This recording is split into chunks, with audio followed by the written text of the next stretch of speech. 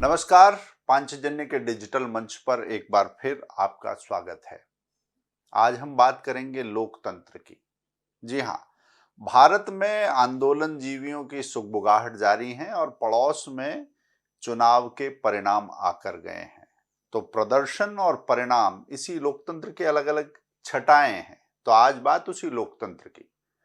लोकतंत्र एक यात्रा है जिसमें गुजरते पड़ावों के साथ लोक और तंत्र दोनों परिपक्व होते हैं, मजबूत होते हैं। तंत्र जैसा शब्द से ही स्पष्ट है, कई शाखाओं का एक संयोजन होता है और लोक की अपेक्षाओं और उसके अधिकारों की रक्षा, उसके बेहतर भविष्य की कल्पना का साकार होना सब इसी पर निर्भर करता है।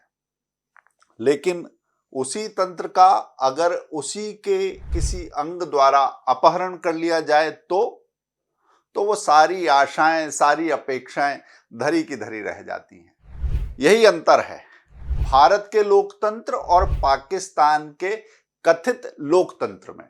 1947 में एक साथ लोकतंत्र की राह पर चलने का फैसला करने वाले इन दोनों देशों को देखने समझने का ये उचित समय है। पाकिस्तान, जहां कथित लोकतंत्र के तंत्र को आरंभ से ही सेना ने अपने कब्जे में रखा, जकड़े रखा, जहां दिखावे को चुनाव भले हों, परिणाम जारी करने का साहस समीकरण बैठाने की तिकड़मों के आगे पस्त हो जाता है, जहां लोग रोते हैं कि काश हमारे यहां भी भारत की तरह भरोसेमंद व्यवस्था होती, ईवीएम होती। जी हां, ये पाकिस्तान है, जहां लोकतंत्र निर्धन होता जाता है और राजनेताओं को जीत और तख्त की बख्शीश बांटते फौजी जनरल गड्डियां बटोरते हुए मूंछों पर ताव देते हैं। ऐतिहासिक रूप से पाकिस्तान में सेना राजनीतिक निर्णय लेने और शासन करने तक में शामिल रही है। यहां तक कि तख्ता पलट करके देश पर उसने सीधे सीधे शासन भी किया है। फौज की देखरेख में पली बढ़ी अराजकता का ही ये नतीजा है कि वहां प्रधानमंत्री कभी अपना 5 साल का कार्यकाल पूरा नहीं कर पाते। आज पाकिस्तान की जो दुर्गति है, उस दुर्गति का कारण सेना ही है। फौज पर पाकिस्तान के कुल खर्चे का लगभग 46% धन लुट रहा है, यानी कुल खर्च का आधा करीब करीब। ये तो है उसे मिल रहा सीधा सीधा अनुपातहीन फायदा जो सामने नहीं दिख रहा, और जो नहीं दिख रहा वो फायदे और भी चिंताजनक हैं। उदाहरण के लिए जरा वर्दी वाले कुछ धन्ना सेठ जनरलों पर नजर फिराइए। कमर जावेद बाजवा को ही लीजिए। 6 साल के भीतर बाजवा का परिवार अरबपति बन गया। उनके पास विदेशों में भी अच्छी खासी संपत्तियां हैं। ऐसे ही लेफ्टिनेंट जनरल असीम सलीम बाजवा के परिवार के पास भी $100 मिलियन से ज्यादा की संपत्ति है। पाकिस्तानी फौज के प्रभाव के बीच वहां हुआ हालिया चुनाव बहुत अहम है। अहम इसलिए है कि चुनावों में हर बार की तरह फौजी देखरेख में हुई धांधली के बाद भी जनता ने दिखाया कि लोक की सामूहिक चेतना अगर जाग जाए तो वो क्या कर सकती है। इमरान खान की पार्टी के प्रति जनता ने अपना समर्थन इस चुनाव में दिखाया है। चुनाव से बाहर करने के बाद इमरान की पार्टी के लोग बिना किसी एक तय निशान के, यानी निर्दलीय के नाते लड़े।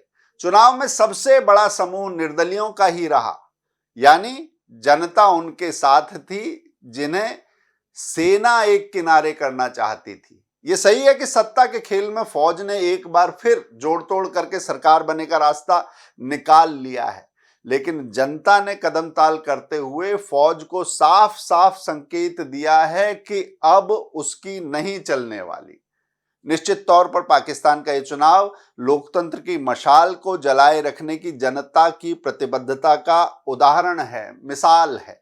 बेशक उसे लोकतंत्र के रास्ते में अभी लंबा रास्ता तय करना है, लेकिन उसने अपना पहला डग, पहला कदम उठा लिया है। अब बात भारत की, विशेषकर उन लोगों की जो भारत के लोक और तंत्र को आपस में उलझाकर, लड़ाकर अपना उल्लू सीधा करना चाहते हैं। किंतु मत भूलिए, भारत पाकिस्तान नहीं है। दरअसल लोकतंत्र विधायिका, न्यायपालिका, कार्यपालिका और खबरपालिका यानी मीडिया, इनके बीच बारीक संतुलन पर निर्भर करता है और उसके मूल में होता है ज्यादा से ज्यादा यानी अधिक से अधिक लोगों के हित में फैसले लेना, उन फैसलों को निष्ठा से व्यवहार में उतारना, कहीं कोई कमी, कोई कसर रह गई तो सुधार करना। इस पूरी व्यवस्था में दबाव समूहों की अपनी भूमिका होती है, जरूर होती है। ये सुनिश्चित करते हैं कि अगर कोई भटकाव आता है तो उसे दुरुस्त किया जाए, भटकाव ना आए। लेकिन कई बार होता क्या है, कई बार इन दबाव समूहों को संचालित करने वाली डोर उन हाथों में होती है जिनकी मंशा सिर्फ हितों को साधने की होती है। ऐसे तत्वों का पूरा खेल धारणा बनाने पर टिका होता है, क्योंकि आधुनिक विश्व में सीमाओं पर होने वाली लड़ाई से कहीं बड़ी लड़ाई देशों की सीमाओं के भीतर ही लड़ी जा रही है। किंतु क्या एक छोटे से समूह को यह अधिकार है कि वो कोई खास फैसला लेने के लिए दबाव बनाए और इसके लिए अराजक भी हो जाए? क्या अभिव्यक्ति की आड़ में निरंकुश आक्रोश को बढ़ावा देना या प्रदर्शन की ढाल तानकर अराजकता के हरावल दस्तों का दुस्साहसिक हल्ला बोल लोकतंत्र के नाम पर सहन किया जा सकता है? भारत समेत दुनिया भर के लोकतंत्रों पर यह बात लागू होती है। सबसे घातक औजार के तौर पर जो लोकतंत्र के खिलाफ इस्तेमाल किया जाता है वो है आधा बताना, आधा छिपाना और विभाजनकारी नैरेटिव फैलाना। यह रणनीति लोकतंत्र के सभी प्रमुख स्तंभों पर लागू होती है।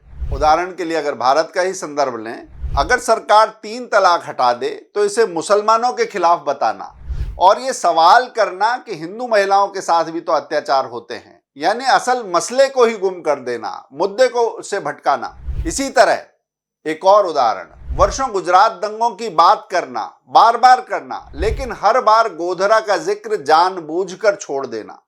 खबर पालिका के जरिए साधारण अपराध को हिंदू, मुसलमान, ऊंच नीच, दलित, जनजाति के चश्मे से देखना, दिखाना और रंग बिरंगे धागों से बनी सामाजिक संरचना को बदरंग करने का खास नैरेटिव फैलाना। बहरहाल लोकतंत्र के रास्ते पर इतना लंबा रास्ता तय करने वाले देश की चुनौतियां बड़ी हैं। पाकिस्तान की जनता भारत की प्रगति को देखकर आहें भर रही है और भारत में कुछ लोग हिंसक, असहिष्णु, अराजक टोलियों के साथ लोकतंत्र के नाम पर इस लोकतंत्र से ही लोहा लेने के सपने देख रहे हैं। जल्दी मिलेंगे फिर एक और मुद्दे के साथ।